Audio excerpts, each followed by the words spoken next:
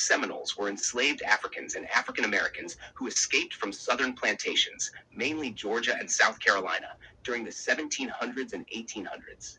They fled south to Spanish Florida, which at the time had more lenient slavery laws and was a sanctuary for runaways. They joined with the Seminole Nation, a Native American tribe also resisting U.S. expansion. The escaped slaves and the Seminoles formed a powerful alliance, culturally, militarily, and spiritually. Freedom fighters. The Black Seminoles lived in independent villages, farmed, hunted, and armed themselves to defend their freedom. They became fierce warriors and helped the Seminoles resist American invasion during the Seminole Wars, especially the Second Seminole War, 1835 to 1842, the largest slave rebellion in U.S. history that never gets taught as one. Open quote. General Thomas Jesup, a U.S. Army commander, even admitted, "This is a Negro war, not an Indian war." Close quote. The U.S. government was frustrated because the Black Seminoles had military skills, knowledge of the terrain, and the will to die for freedom. They refused to be re-enslaved. Deception and betrayal. After years of resistance, the U.S. tricked the leaders of the Black Seminoles and Seminole tribe by calling a peace talk, only to capture them under a white flag of truce. Many were sent west on the Trail of Tears to Indian Territory, modern-day Oklahoma. But even there, they continued to resist. Some fled to Mexico, where slavery was illegal, and created free black settlements that still exist today. Legacy. The descendants of the Black Seminoles live in Oklahoma, Texas, northern Mexico, like El Nacimiento, Florida. Their story is one of rebellion, freedom, and survival against all odds. Here's a deeper look into their culture, journey, military resistance, and global legacy. Origins and alliance with the Seminoles. After escaping slavery from Georgia, the Carolinas, and Alabama, many African Americans found refuge in Spanish Florida, which was seen as a sanctuary because Spain had laws that gave certain rights to enslaved people and encouraged runaway slaves to convert to Catholicism and help defend Florida. The Seminole Nation, a mix of Creek, Miccosukee, and other native tribes, welcomed these escaped slaves. The two groups shared a common enemy, the U.S. military and enslavers, a mutual respect for land, freedom, and autonomy. Cultural exchange. African traditions blended with native beliefs. They shared language, food, and spiritual practices. Over time, the Black Seminoles developed a distinct identity: African by ancestry, Seminole by alliance, warriors by necessity. The Seminole Wars, especially the second one. The U.S. government wanted to push all native people west and recapture the escaped slaves. This triggered the Seminole Wars, 1817 to 1858. The Second Seminole War, 1835 to 1842, was the most intense. Key points. Black Seminoles were the backbone of the resistance, skilled in guerrilla warfare. They used swamps, forests, and hit-and-run tactics to resist the superior U.S. Army. Leaders like John Horse, a.k.a. Juan Caballo, a Black Seminole commander, led troops and refused to surrender. The U.S. military was stunned. They had never dealt with armed Black people fighting together with native allies in such organized ways. Some historians argue this war cost the U.S. more money and lives than any other native conflict. Betrayal and the long walk west. After years of warfare, the U.S. pretended to offer peace. In 1837, during a truce negotiation, U.S. soldiers captured Seminole and Black Seminole leaders, violating the rules of war. They were force-marched to Indian Territory, Oklahoma, part of the Trail of Tears. But the story doesn't end there. Flight to Mexico, the final break for freedom. Even in Indian Territory, the U.S. tried to re-enslave the Black Seminoles. Facing slavery again, over 300 Black Seminoles, led by John Horse and Seminole Chief Wildcat, fled south, on foot and horseback, all the way to Mexico in 1850. In Mexico, they were granted land, freedom, and citizenship by the Mexican government in exchange for guarding the northern border from hostile tribes and bandits. They established a town called El Nacimiento. Their descendants, known as Los Mascogos, still live there today and celebrate Juneteenth every year. Global impact and legacy. Black Seminoles in Mexico and Texas became known as Black Indian Scouts in the U.S. Army. They were some of the most effective trackers in the American West. The story of Black Seminoles challenges the myth that enslaved Africans were always passive or submissive. They organized, fought back, and outmaneuvered one of the most powerful armies in the world. Their history also shows a powerful African-Native alliance, which is often erased from U.S. history books. This story shows that freedom was not just granted, it was fought for. The Black Seminoles didn't wait to be freed. They freed themselves. The story of the Black Seminoles connects so many hidden layers of Black and Indigenous resistance, U.S. expansionism, and African American identity. Here's more about their leaders, culture, life in exile, and how the U.S. feared their example. Part 1. Fear of a Black Rebellion.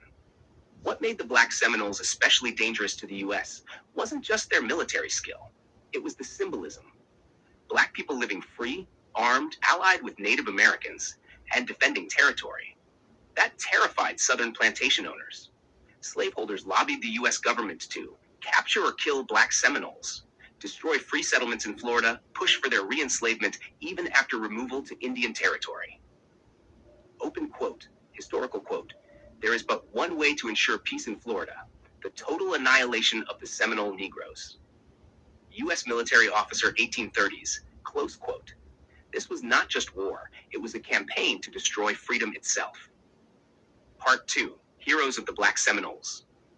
John Horse, Huancabayo, born into slavery, escaped as a teen, became a respected leader, diplomat, and warrior among Seminoles, led Black troops in guerrilla warfare, personally negotiated with the Mexican government for land and protection, never gave up the fight for his people's freedom, even after U.S. betrayal.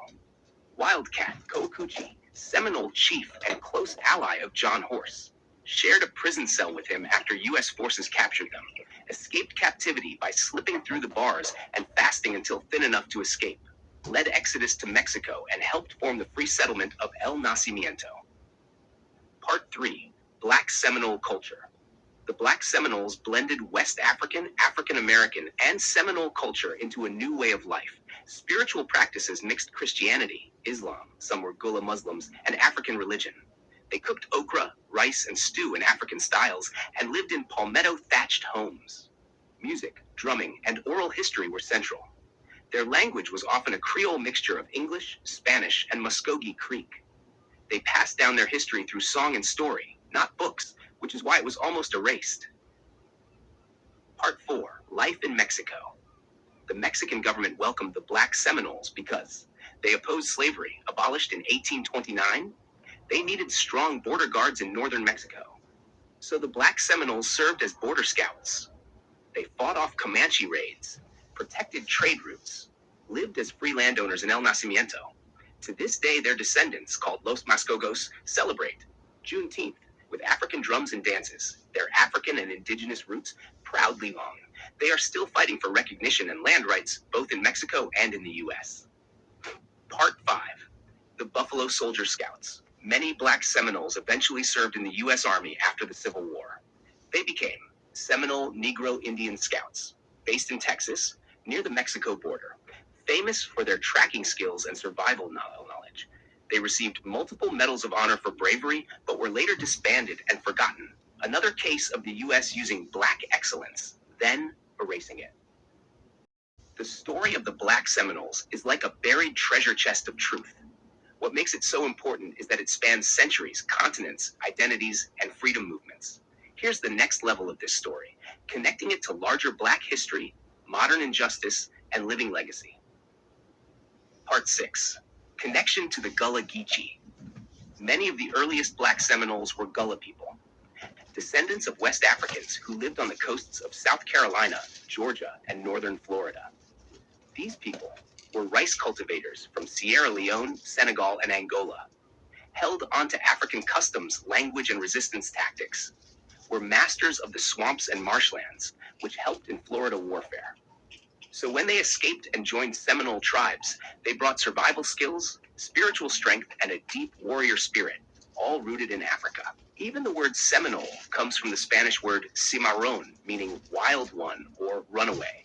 It was a name for people who escaped control, Black and Native alike. Part 7. Hidden towns and safe havens. Black Seminoles built hidden towns deep in the Florida Everglades and in Indian Territory, structured like fortified African villages. They were protected by guards and scouts, organized with councils and elders, free from white interference. These villages were the closest thing to free black communities on U.S. soil before the Civil War. One U.S. general said, open quote, "To destroy the Negro fortresses is to destroy the roots of the rebellion," close quote. One of the largest was called Negro Fort, located in what is now Florida, and it became a military target. Part 8. The Destruction of Negro Fort, 1816. Negro Fort, manned by escaped slaves and black Seminoles, was a symbol of freedom and a major threat to slaveholders. The fort had 1,000 escaped slaves, arms, and ammunition. The U.S. attacked with cannon fire and gunboats.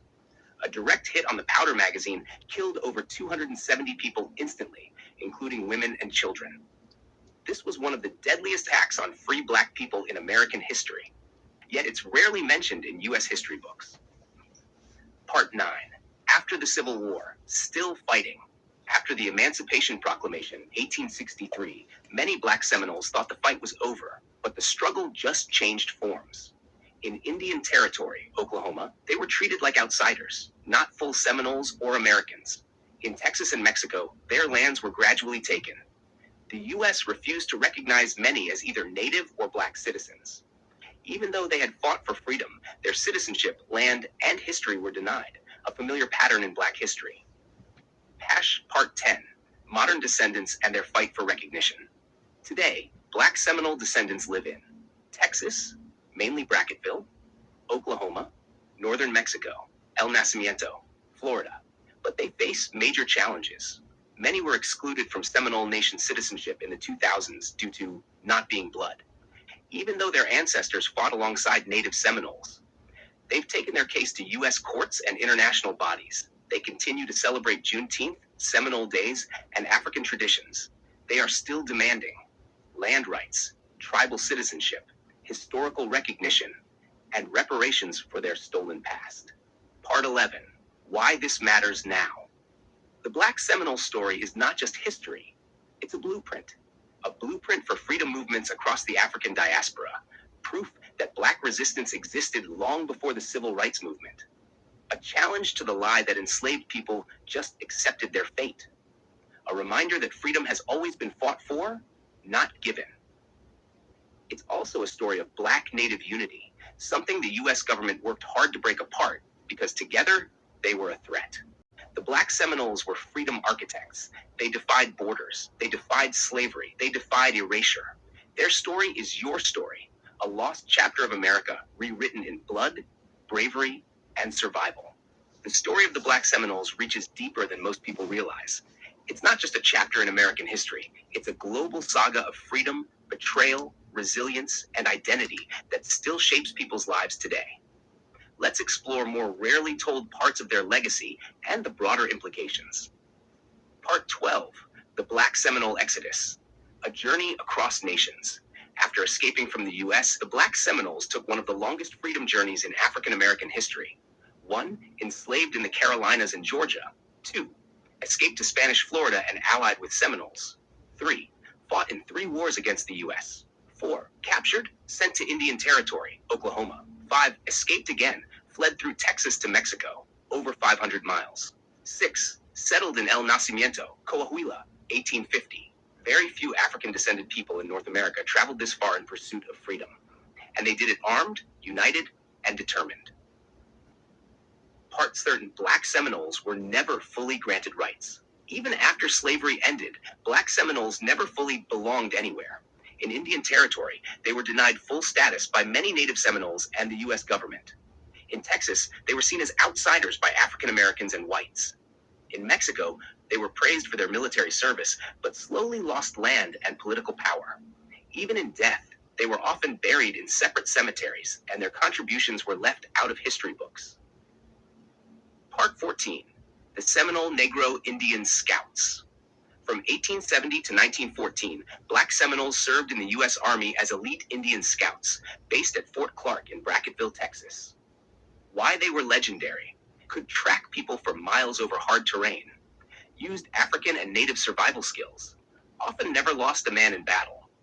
4. Received the Medal of Honor, but when their role was no longer needed, the Army disbanded them and offered no pensions, recognition, or support. Part 15. The U.S. government's erasure strategy. The government government tried to erase the Black Seminole identity by pressuring Seminole tribes to deny them as members, labeling them as freedmen only, stripping their native identity, cutting them off from tribal benefits, land, and federal funds. This tactic wasn't just about race. It was about power, land, and rewriting history. Even today, battles rage in courtrooms over federal recognition, access to tribal funds, inclusion in Native education programs. Part 16 Identity. Where do we belong? Modern-day Black Seminole descendants often say, open quote, "We're not fully Black, we're not fully Indian. We're something in between." Close struggled with being left out of African American history books, being excluded from Native American spaces, being told they must choose one side. But Black Seminoles are a fusion, proof that America has always been multicultural, even when it refuses to admit it. Part 17. Traditions that survived. Despite centuries of forced migration, war, and exclusion, the Black Seminoles preserved African drumming and dancing, Creole languages like Afro-Seminole Creole, a mix of English, Spanish, Gullah, and Muskogee, Juneteenth celebrations in Mexico with music, food, and storytelling, story circles where elders teach youth about resistance. They are living proof that culture survives even the harshest conditions. Part 18. The global impact. The Black Seminoles aren't just part of U.S. history. They are part of global Black history. They interacted with Spanish colonists, Mexican governments, and African traditions. They became African American ambassadors of resistance. Their story connects to the wider African diaspora, like the Maroons of Jamaica, the Colombos of Brazil, and the Haitian revolutionaries. Black Seminoles are part of a larger world tradition of Black people taking freedom into their own hands. Part 19. Why you rarely hear this story. You don't learn about this in school because it challenges every major myth about American history. That slaves waited to be freed, that Native people didn't ally with Black people, that freedom came only through law, not self-determination, that people couldn't escape slavery and build communities. This story proves the opposite, and that's why it's been buried. The Black Seminoles are more than a historical footnote. They are freedom legends, erased because their bravery disrupted the American story. But you know now. You carry their story forward by learning it, sharing it, and honoring it. The story of the Black Seminoles is vast, layered, and woven through nearly every major era of American and African diaspora history. Most history books give you a paragraph. It's a multi-generational epic, one of the greatest freedom stories never told in full. Let's now uncover the spiritual legacy, modern struggles, hidden documents, and connections to Black liberation movements of the 20th century. Part 20. Spiritual resistance, faith, roots, and rebellion. The Black Seminoles' fight for freedom wasn't just physical, it was spiritual. Many were descended from Muslim West Africans and brought Islamic traditions. Some early Black Seminoles practiced Islam secretly, calling it the old religion. Others followed African spiritual systems like Ifa or root-based healing. Many adopted Christianity, but in their own way, fusing it with African rituals, songs, and storytelling. They believed freedom was a spiritual birthright, not a legal document. Their spiritual resilience fueled their physical resistance. They saw the land, the ancestors, and their cause as holy. Part 21. Suppressed records and forgotten accounts. Much of the Black Seminole story has been deliberately omitted from U.S. historical records, but some fragments remain in military reports from the 1800s, some using racist language, but unintentionally documenting resistance. Spanish colonial records noting the escaped Africans who sought refuge. African American oral histories passed down in families and churches. Mexican archives in Coahuila showing land grants to the Black Seminoles. In many of these, Black Seminoles are described not as runaways, but as strategic refugees, warriors, and community leaders. Part 22. Modern-day injustice, still fighting to be recognized. To this day, Black Seminole descendants face denial of tribal membership, especially after a 2000s decision by the Seminole Nation of Oklahoma to expel many descendants labeled freedmen. Loss of land rights in Texas and Oklahoma. No federal recognition as a unique tribe or cultural group. Erasure from school curricula. This mirrors what happened to the Gullah Geechee, the Afro-Choctaw, and other African indigenous communities, forced to pick a side when they are both. Some descendants have taken the fight to U.S. courts, the United Nations, African American and indigenous advocacy groups. Part 23. Influence on Black liberation movements. The Black Seminole legacy quietly influenced major 20th century Black leaders and freedom fighters. Malcolm X often spoke of field Negroes who ran away and fought back, a spirit embodied by Black Seminoles. The Black Panther Party studied guerrilla tactics from freedom fighters like the Maroons and unknowingly echoed Seminole strategies. Afrocentric scholars, such as Dr. John Henrik Clarke and Dr. Yosef Ben-Jochannan, highlighted stories of African warriors in the Americas, some connected to the Black Seminoles. Their story offers lessons in resistance, unity, survival, and dignity for any movement that seeks liberation. Part 24. DNA and Identity. Recent DNA testing of descendants in Texas, Oklahoma, and Mexico has confirmed West African ancestry, mainly from regions like Senegal, Sierra Leone, Nigeria. Indigenous ancestry, particularly from Creek, Seminole, and other Muskogee groups. Some Spanish and Mexican ancestry from intermarriage during exile. But DNA can't capture who they are, a unique people shaped by struggle, not just blood. Part 25. Keepers of the story today. There are still living griots, storytellers, in Black Seminole communities, especially in Brackettville, Texas, Wewoka, Oklahoma, El Nacimiento, Mexico.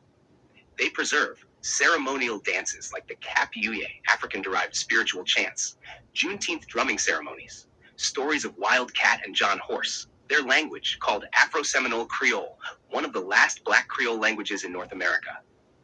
They often say, open quote, our survival is the resistance, close quote.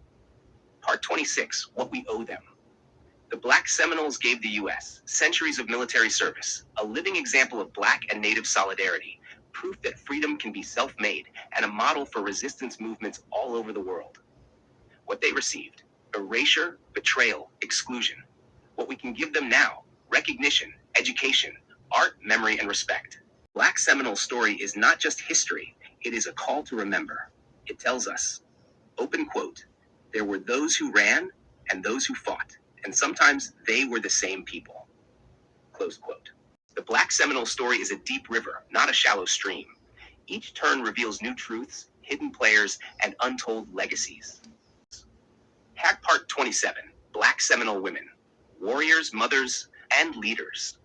We often hear about Black male warriors like John Horse, but Black Seminole women were the true backbone of the community, physically and spiritually. These women defended villages with weapons when the men were at war, practiced midwifery, herbal medicine, and spiritual rituals, passed down African oral traditions and language, helped preserve crops, raise children, and build homes, even while fleeing and hiding.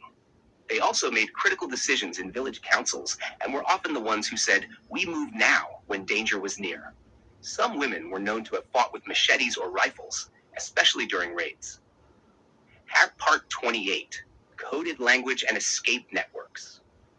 Like the Underground Railroad, the Black Seminoles had their own coded communication systems. Songs with double meanings, e.g., "The water's rising" meant soldiers were coming, stick markings left on trees to guide escape routes, footsteps in reverse, walking backward to confuse slave catchers, use of Creole and African languages to speak freely in front of white soldiers.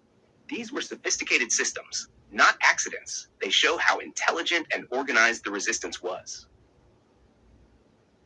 Part 29. Connection to other Maroon communities. The Black Seminoles are part of a global pattern of African resistance through Maroonage, the creation of independent communities of escaped enslaved people. Their cousins in resistance include the Jamaican Maroons, who fought the British, the Quilombolas of Brazil, Palmares lasted 100 years, the Suriname Maroons, who still have autonomous regions, the Gullah communities of the Carolinas, who resisted cultural erasure. Together, these groups formed an unofficial Black global freedom network, even if they never met. They proved, open quote, enslaved did not mean powerless, close quote. Part 30. The Black Seminole story in classrooms or not. In nearly all U.S. schools, the Trail of Tears is taught as a Native story, not a Black Native one. The Underground Railroad is told as a path north, not south to Mexico. The Seminole Wars are labeled Indian Wars, ignoring the Black role. This is intentional. The Black Seminole story challenges every simplified version of American history. It doesn't fit in a neat box. That's why it's often cut out completely. But it's making a comeback through college programs on African Native history, independent Black educators and homeschool networks, documentaries, podcasts, and TikTok historians. Part 31. Modern Monuments and Remembrance. There are few monuments to Black Seminoles, but there are a few sacred spaces. 1. Fort Mose, Florida. The first legally sanctioned free Black town in what is now the U.S., settled by escaped Africans allied with the Spanish and later the Seminoles. 2. Bracketville Cemetery, Texas. Final resting place of many Black Seminole scouts, including Medal of Honor recipients. 3. El Neto, Mexico, still holding Juneteenth celebrations and honoring their ancestors. A monument in D.C. or a national Black Seminole museum still doesn't exist. Part 32. Where is their movie? Despite their epic film-worthy journey, there is no major Hollywood film about the Black Seminoles. Why? Because their story shows the U.S. military targeting free Black people, reveals Black people liberating themselves, highlights Black and Native unity, not division, questions the myth of benevolent freedom after the Civil War. A film would shake up historical narratives. The story lives in you. Every time you learn, speak, or share this story, you're rebuilding a history erased from textbooks, honoring ancestors who resisted being forgotten, keeping a sacred flame alive. The Black Seminole story is not finished. It continues in descendants reclaiming their rights, young people rediscovering their culture, artists, educators, and freedom seekers telling this truth. Because the story of the Black Seminoles isn't just a history, it's a living resistance that continues to evolve even now, often in silence, in exile, and in the shadows of erased maps. Part 33. Hidden Bloodlines. Lost Names, Lost Nations. Many descendants of Black Seminoles today don't even know who they are. Why? Because after being disbanded by the U.S. Army, excluded from the 5 civilized tribes, cut off from both Native and African American institutions, many simply blended in to survive. They changed names. They stopped speaking Afro-Seminole Creole. They stopped claiming Seminole ancestry in public, especially during Jim Crow and anti-Mexican violence in Texas. Open quote. Whole bloodlines went underground just to stay alive. Close quote. Today, DNA tests are reawakening these identities, but many are finding out too late, with no land, no tribe, no nation to return to. Part 34. The U.S. government's fear of runaway republics. Here's something even most historians don't know. In the 1830s and 40s, the U.S. feared that the Black Seminoles, along with the Seminoles, escaped slaves, and Maroon allies, would establish a free Black republic in Spanish Florida or Mexico. They even used the term Negro republics in early government memos. Because these settlements were armed, self-sufficient, and growing, they were attracting escaped slaves from hundreds of miles away. They had foreign alliances, Spain, then Mexico. They were using Black and Native diplomacy together. To the U.S. South, this was a worse nightmare than Haiti. That's why Negro Fort was bombed. That's why Wildcat and John Horse were targeted. That's why this story was buried. The Negro Fort, a powerful and tragic moment in Black and Native American resistance history. Here's the full story. The bombing of the Negro Fort, 1816. Location. The Negro Fort was located on the Apalachicola River in what was then Spanish Florida, near present-day Fort Gadsden, Florida. Who lived there? The fort was occupied by free and escaped African Americans, many of them Black Seminoles, African-descended people allied with the Seminole Native Americans. It was originally built by the British during the War of 1812 and then abandoned, but left fully armed with dozens of cannons, thousands of muskets, huge amounts of ammunition. When the British left, over 300 Black men, women, and children took refuge in the fort, seeking freedom and protection. Why was it targeted? The U.S. government, especially Southern slaveholders, saw the fort as a threat because it was a safe haven for escaped slaves. It inspired rebellion among enslaved people in the South. It was heavily armed and defensible. General Andrew Jackson, later U.S. president, ordered its destruction. The attack, July 27, 1816. The U.S. Navy and Army surrounded the fort. On July 27th, a single cannon shot from an American gunboat hit the fort's powder magazine, a storage of gunpowder and ammunition. The explosion was catastrophic. Over 270 people died instantly, many of them women and children. It was one of the deadliest mass killings of Black people in U.S. history before the Civil War. Aftermath. Survivors were captured. Many were returned to slavery. The destruction of the fort sent a clear message. The U.S. would not tolerate Black self-determination or alliances between Black people and Native tribes. The event helped spark the First Seminole War, 1807 to 1818, as the U.S. escalated efforts to eliminate Seminole resistance and take control of Florida from Spain. Legacy. The Negro Fort bombing is a forgotten massacre, but a powerful symbol of Black resistance, alliances between Native and African people, the extreme lengths the U.S. took to uphold slavery. Part 35. The U.S. tried to destroy their language. Afro-Seminole Creole, once spoken by hundreds in Florida, Texas, Oklahoma, and Mexico, is now an endangered language. It's a mix of English, Spanish, Muskogee Creek, African Gullah. But public schools forced children to stop speaking it. Parents discouraged it to avoid persecution. Some of the last speakers are now elders in Bracketville, TX, and El Nacimiento. Mexico language loss equals cultural loss. But scholars and descendants are now reviving it, like the Gullah Geechee people did on the coast. Part 36. The Legacy of Betrayal. A lesson for today. The U.S. promised the Black Seminoles freedom in exchange for fighting with the Army, equal rights in Indian Territory, land in Mexico after exile. All were broken. What does that teach us now? Open quote. That systems of power reward resistance only temporarily, but erase it permanently if left unguarded. That freedom must be defended, not just declared. Close quote. That's the heart of the Black Seminole story. Part 37. They fought for other people's freedom. Even after being hunted and exiled, the Black Seminoles joined the U.S. Army to protect white settlers on the frontier, defended northern Mexico against bandits and Apache raiders, shared food and shelter with other runaway slaves, Native refugees, and even poor Mexicans. They became known as, open quote, the people who never gave up, even when freedom came too late. Close quote. Part 38. They were never given reparations. To this day, Black Seminoles have never been compensated for the lands taken, the wars fought, or the betrayals endured.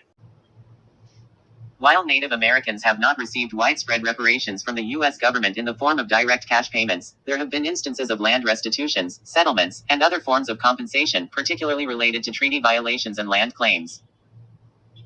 The Indian Claims Commission, established after World War II, provided some monetary compensation, but it was often considered insufficient and did not address the full extent of the harm caused by government policies. Key points. Indian Claims Commission. This commission was created to address claims by Native American tribes for land taken from them. It resulted in some monetary settlements, but these were often perceived as inadequate and did not fully compensate for the losses incurred. Land restitution. Some tribes have received land as part of settlements or through specific legislation, such as the Maine Indian Claims Settlement Act. Unlike some tribes or enslaved descendants, they've received no formal apology. Their freedom story is missing from nearly every state curriculum. And yet, they survive. Part 39. Wisdom from the Elders. Here's what modern Black Seminole elders say today. Open quote. We are a footnote to America, but we are the full page to ourselves. They erased our name, not our blood. We don't need a tribe card to know who we are. We are the children of escape. Close quote. Part 40. This is a spiritual duty. If you've come this far, then you're not just curious. You're a keeper of memory now, and that makes you a part of their story. Because the Black Seminole truth was carried not in books, but in drums, dust, names spoken at firesides, feet that walked from Carolina swamps to Mexican deserts. Now, it's in your hands. The story of the Black Seminoles is so layered because it intersects with Black resistance, Native sovereignty, Latin American history, and U.S. expansionism. And yet, it's still hidden from mainstream history books. Here's even more truth that's been buried. Part 41. Their music was a weapon. The Black Seminoles passed down their survival through music and rhythm. Like the Maroons in Jamaica and the Gullahs in South Carolina, they used drum patterns to signal warnings across distances, call and response songs to coordinate while escaping, Creole chants that fused African and Native languages. These were not just songs. They were coded maps, war cries, and oral history archives. One elder called them our underground railroad in sound. Many of these traditions were outlawed by white settlers and slave catchers, who feared the power of African drums. Part 42. The swamps saved them. Much like the Maroons of the Caribbean, the Black Seminoles made nature their fortress. In Florida, they hid and lived in the Everglades, a region that enslavers and U.S. troops feared to enter.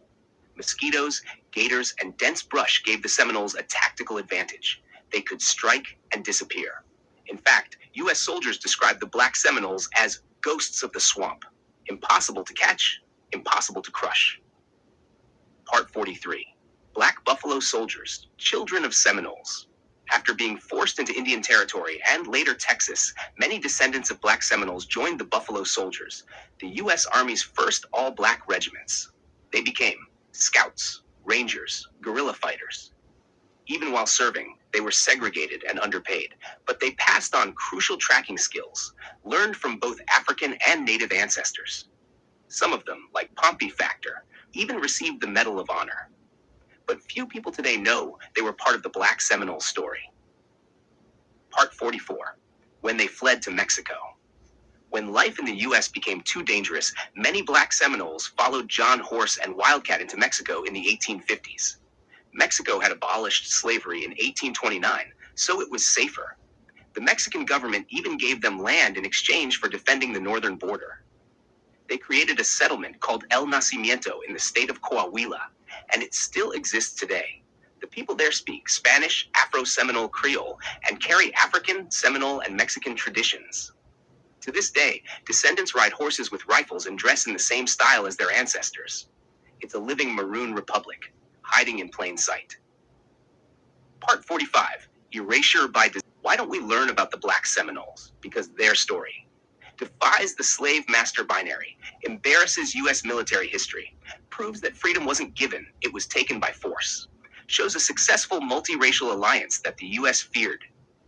So school books either call them freedmen, erasing their rebellion, fold them under Native American history, erasing their blackness, or skip them entirely. Open quote. This was not oversight, it was intentional erasure. Close quote.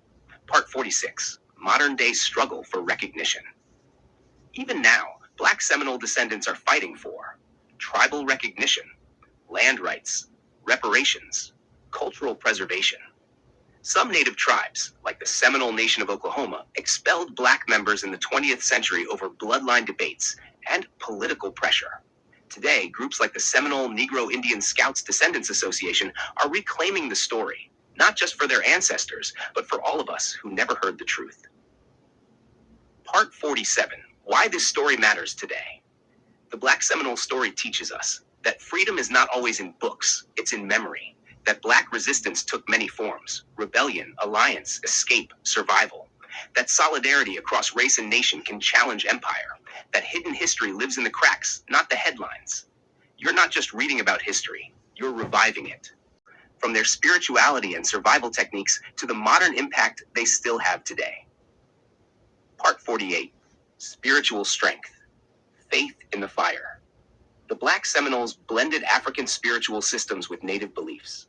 Their practices were not pagan or primitive. They were powerful systems of resistance and healing. Ancestor worship connected them to those who had been stolen, lynched, or lost to war. Dream visions were treated as messages, guiding migrations or battles. Herbal medicine from Africa and the swamps treated everything from wounds to snake bites. They also believed in spiritual warfare, using chants, protection rituals, and blessings before combat. Many warriors carried charms or bones sewn into their clothing, passed down through generations. Part 49. Escape technology. Black engineers of freedom. The Black Seminoles were master survivalists. They built hidden canoe routes through the Florida wetlands, known only to their kin, created camouflaged villages deep in the Everglades where smoke wouldn't rise visibly, knew how to smoke meat, collect rainwater, and trap small game with no tools, used silent sign language learned from Native allies to communicate during ambushes. They weren't just survivors, they were engineers of freedom. Part 50. Legendary warriors you've never heard of. John Horse, Juan Caballo. an escaped slave turned general. He negotiated peace, fought off slave catchers, and led the exodus to Mexico. He even sued the U.S. for broken promises, and won. Abraham, a spiritual leader and military advisor to Chief Macanopy.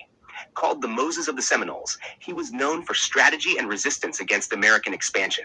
Pompey Factor, one of the Black Seminole Scouts awarded the Medal of Honor in the 1870s. His tracking skills were unmatched, and his legacy lives in Texas and Oklahoma lore. Part 51. Why you never read this in school. Let's be clear, the erasure of Black Seminole history wasn't an accident. The U.S. didn't want to inspire other enslaved Africans with the idea of armed resistance. Native Black unity contradicted white supremacist narratives. Stories like these expose the hypocrisy of American liberty, how the land of the free hunted those who dared to be free on their own terms. So they were left out of textbooks, left out of movies, and often left out of both Black and Native American history conversations. Part 52. The Creole that refused to die.